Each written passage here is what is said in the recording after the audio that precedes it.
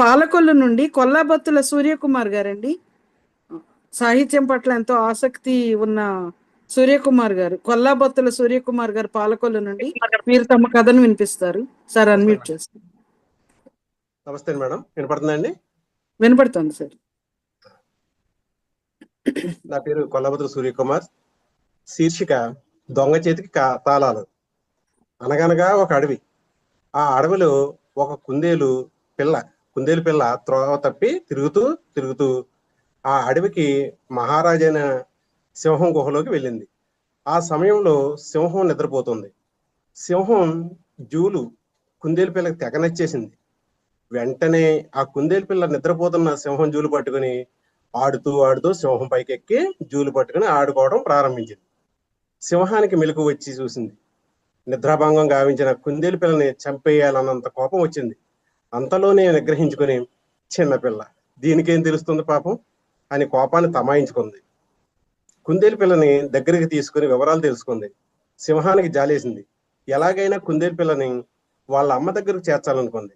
అటుగా వెళ్తున్న నక్కను పిలిచి, ఓయ్ నక్క, ఇలారా, ఈ కుందేలు పిల్ల దారి తప్పిపోయి ఇలా నా గుహలోకి వచ్చింది. దీన్ని తన తల్లి దగ్గరికి చేర్చు అంటూ ఆజ్ఞను జారీ చేసింది సింహం. చిత్తం మహారాజా అని ఆలస్యం చేయకుండా కుందేలు పిల్లని తీసుకుని బయలుదేరింది నక్క. ముందు కుందేలు పిల్ల, వెనుక నక్క నడుచుకుంటూ వెళ్తున్నాయి. కొంచెం దూరం వెళ్ళేసరికి కుందేలు పిల్లని కష్టపడి వాళ్ళ అమ్మ దగ్గర చేర్చాలా, ఈ పూటకి ఆహారంగా తినేస్తే పోలా అనుకుంది నక్క.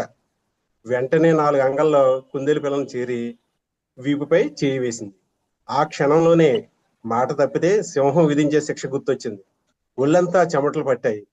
ఈ రోజుకి మాంసం మీదకు దృష్టి వెళితే తన బొందులో ప్రాణం ఉండదని గ్రహించుకొని మనసును సర్ది చెప్పుకొని కుందేలు పిల్లని వీపుపై ఎక్కించుకుని ముందుకు నడిచింది.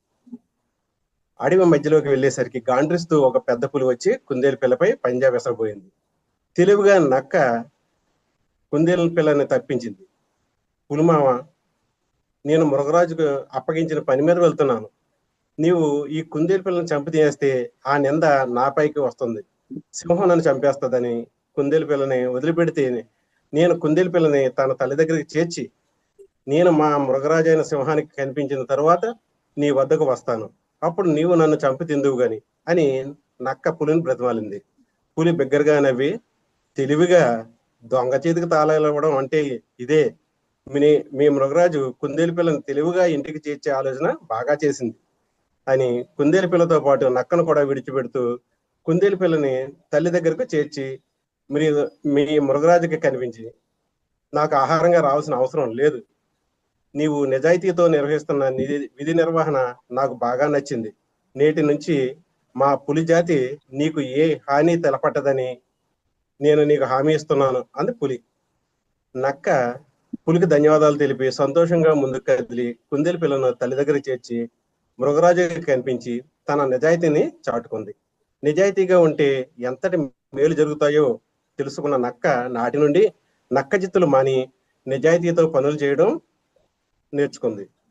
మాంసంపై మోజును పూర్తిగా వదిలిపెట్టి పూర్తి శాకాహారిగా మారింది.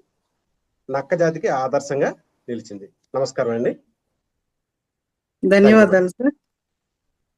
ఇప్పుడు 6 తమ కథలు వినిపించారు. అందరూ కూడా చాలా ఆనందించుంటారు. కొల్లాబత్తుల సూర్యకుమార్ గారు నాకు బాగా వ్యక్తిగతంగా బాగా పరిచయం ఉన్నటువంటి మాస్టారు. వారు మదరు మేము కలిసి కొలిగ్గా మేము కలిసి పనిచేసాం అనమాట. థ్యాంక్ యూ సూర్యకుమార్ గారు, మంచి కథ చదివారు. ధన్యవాదాలు సార్. నా రేడియో ఇంటర్వ్యూని నాకు పంపించారు సార్, నేను వినలేదు. సార్ పంపాక విన్నాను. Thank you sir. Thank you.